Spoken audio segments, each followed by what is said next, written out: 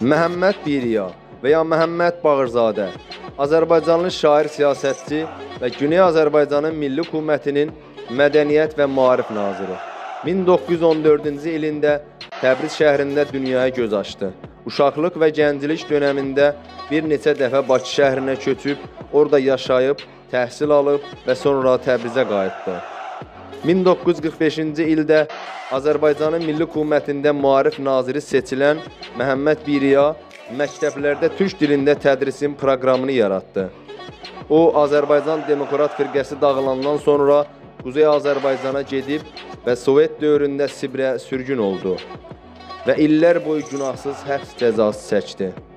Məhəmməd Biriya 1985-ci ildə illərlə həbs və mübarizədən sonra qırıq bir qəlb və zəif bir bədənlə vətənə qayıdıb, Təbrizdəki kimsəsizlər evində bu dünyanı tərk etdi.